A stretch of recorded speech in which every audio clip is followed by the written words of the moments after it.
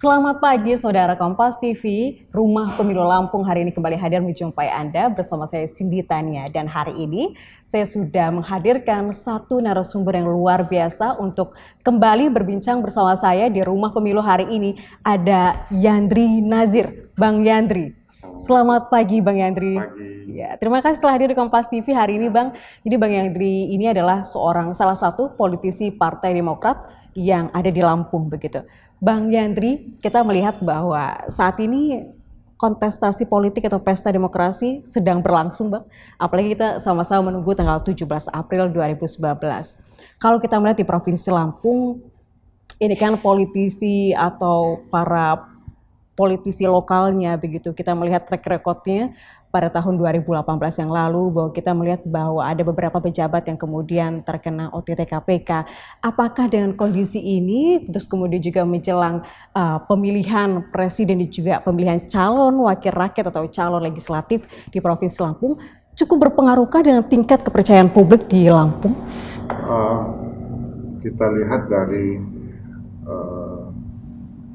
waktu pilgub yang lalu, 2018, bahwa tingkat partisipasi masyarakat itu cukup tinggi juga. Cukup tinggi. Cukup tinggi. Walaupun memang ada beberapa kasus yang saat itu terjadi. Artinya bahwa masyarakat masih tetap percaya kepada para wakil-wakilnya. Dan kita juga yakin bahwa saat ini masyarakat juga sudah mulai cerdas dalam memilih wakil-wakilnya, gitu kan. Dan dalam konsultasi ini nantilah maka kita lihat nanti bagaimana tingkat partisipasi kecerdasan masyarakat dalam memilih wakilnya, dan pasti masyarakat juga akan melihat khususnya dari anggota DPRD yang menyalonkan kembali itu pasti akan melihat rekornya, apa yang sudah diperbuat untuk daerahnya, apa yang dibuat untuk masyarakat, baik di daerah pemilihannya maupun di Lampung gitu. Dan sekarang saat ini juga masyarakat juga sudah bisa searching kan, bisa melihat misalnya soal Yandri Nazir, dia akan searching di Google apa yang sudah dibuat Yandri Nazir. Banyak sekali informasi yang bisa didapatkan dari media sosial. Masyarakat mempunyai banyak media untuk mengetahui profil dari calon-calon anggota DPR yang nanti. Tapi kan biasanya kalau pengguna media sosial atau yang bisa ahli dalam teknologi kan tidak semua masyarakat Bang. Itu mungkin bisa millennials atau bagaimana dengan menyisir masyarakat yang memang belum paham atau tidak terlalu paham dengan teknologi. Kita jangan anggap remeh masyarakat desa. Kita turun ke desa, mereka sudah kirim kita Google Map juga. Saya masih bingung. Artinya sudah memang ada kemajuan begitu di masyarakat. Hampir semua masyarakat mempunyai WhatsApp sekarang. Jadi artinya masyarakat sudah mempunyai banyak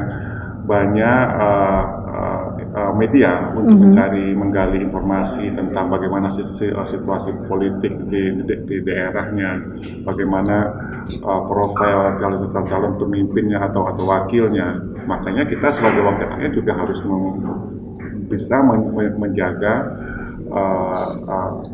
komitmen kita untuk bisa memberikan bukti pada masyarakat bahwa kita bisa memperjuangkan aspirasinya.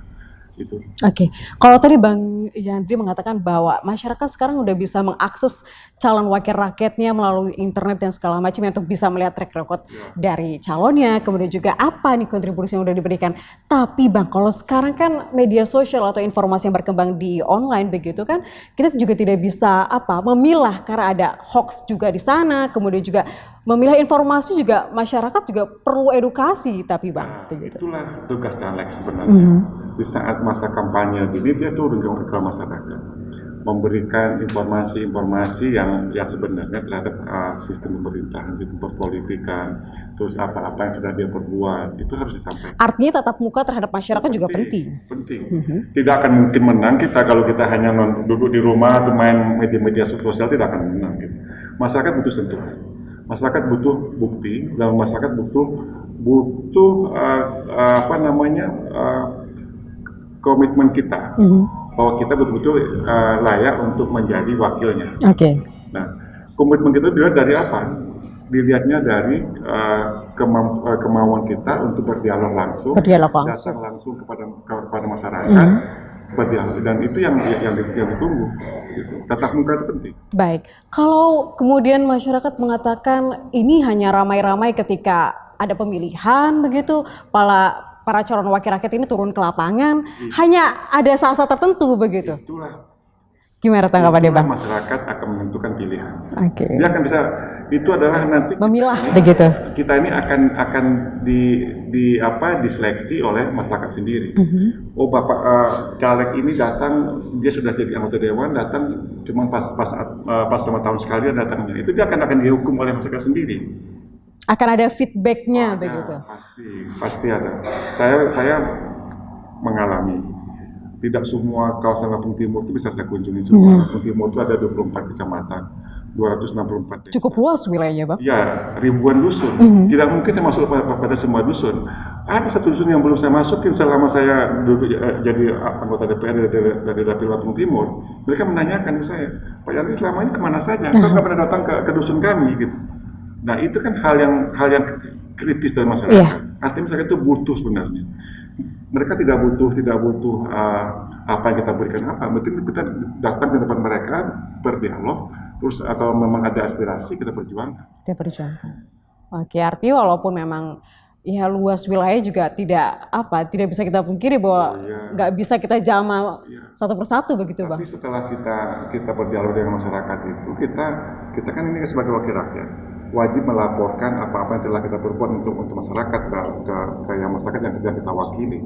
Kalau setiap saya datang ke masyarakat dari tahun 2006 sampai sekarang, saya selalu pertama kali adalah melaporkan dulu apa yang telah saya perbuat, apa yang telah saya perjuangkan untuk masyarakat yang saya wakili. Apa yang saya buat untuk Lampung Timur misalnya, apa yang selalu saya. Apa contohnya yang sudah mungkin selama ini masyarakat perlu tahu lah Bu. Saya sudah memperjuangkan aspirasi membangun 4 sekolah. 4 sekolah dasar?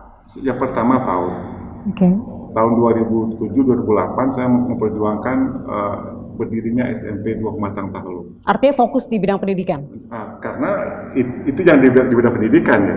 Di bidang pertanian juga ada, di bidang peternakan juga ada, di bidang keagamaan juga ada. Itu kan tergantung pada aspirasi. Karena menurut saya ya, secara konstitusi memang tugas BUMN itu cuma 3, legislasi, budgeting dan pengawasan. Tapi tugas yang sebenarnya adalah bahwa dia harus memperjuangkan aspirasi masyarakat.